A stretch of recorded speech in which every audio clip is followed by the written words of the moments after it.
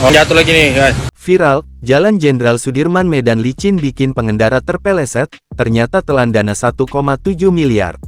Baru-baru ini viral di media sosial video yang memperlihatkan pengendara sepeda motor terjatuh saat melewati daerah simpang Jalan Sudirman, Medan, Sumatera Utara. Video tersebut diunggah oleh salah satu akun Instagram Slow Indonesia. Dalam tayangan itu, tampak pengendara motor yang terpeleset saat melintas di persimpangan tersebut. Pengendara motor itu terlihat kesulitan menahan keseimbangan kendaraan saat melintas karena permukaan jalan yang dikeramik cukup licin.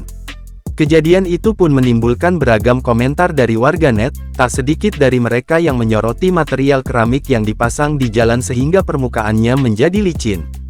Menanggapi hal tersebut, Wali Kota Medan Bobi Nasution membantah jalan licin yang membuat sejumlah pengendara motor tergelincir di persimpangan Jalan Sudirman, Medan, Sumatera Utara, berbahan keramik. Bobi mengatakan, jalan tersebut terbuat dari beton, tapi pengerjaannya belum selesai.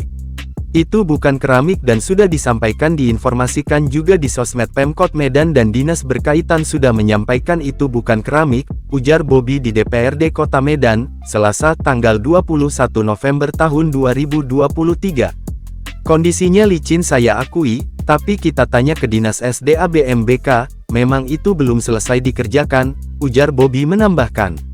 Kepala Dinas Sumber Daya Air Bina Marga dan Bina Konstruksi SDA BMBK Topan Obaja Putra juga memastikan bahan pembuatan jalan di depan rumah Dinas Gubernur Sumut itu bukan keramik, melainkan beton. Topan mengatakan, viralnya video itu berawal saat pihaknya melakukan uji coba proyek pembetonan jalan di simpang Jalan Sudirman, pada Senin tanggal 20 November tahun 2023 sore. Namun, terjadi miskomunikasi antara pihak kepolisian dan Dinas Perhubungan Kota Medan. Jalan yang seharusnya hanya untuk uji coba, justru dibuka untuk umum. Alhasil, pemotor yang melintasi simpang Jalan Sudirman tergelincir.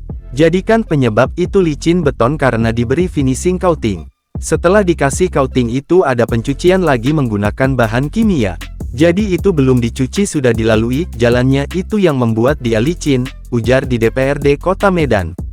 Topan mengatakan, proyek senilai 1,7 miliar itu baru akan selesai pekan depan.